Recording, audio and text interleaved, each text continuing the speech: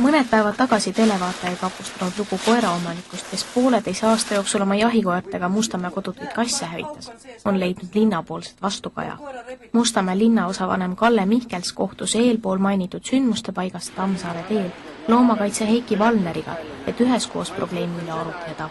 Ega see päris nüüd minu probleem ei ole, kuna meil ei ole kordagi pöördutud selle linnaosa valitsusega. Ei saa ju nii-öelda Foorum Romanumit siia teha, kus elavad tuhanded ja tuhanded kassid. Ma ei tea, mida kõige parem oleks nendega peale hakata. See on ka selge, et kui toita neid kuskil maja hoovis, no see ei ole ka normaalne. No ja kasside puhul on ju see, et kui täna on 2, siis homme on 20 ja nad ju geomeetrisest progressioonist paljunevad. Koos jõuti järeldusele, et kõige õigem oleks viia loomad hoiupaika, steriliseerida ning leida neile uued kodud. Seda reaalsuses ellu viia on aga väga keeruline. Ütleme niimoodi, et pakkumine ületab nõudlust. No arvata võib, jah. Ja neid on nagu nii kilo hinnaga, et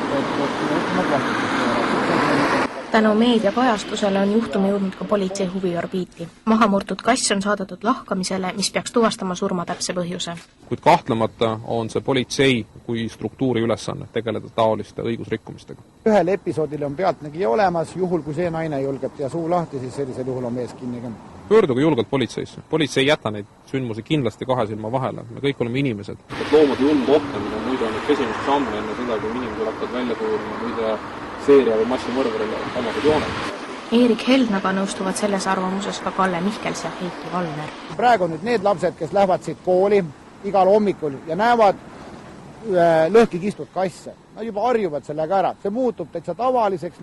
Et ei tekiks illusiooni, et kriminaalkaristusest pääsemisel võib loomapiina ja vanaviisi edasi tegutseda, ei hoia loomakaitse end tagasi õhkardite nimede avalikustamisega. Ühiskondlikul hukkamõistul on teinekord palju parem mõju, kui on mingil karistusel.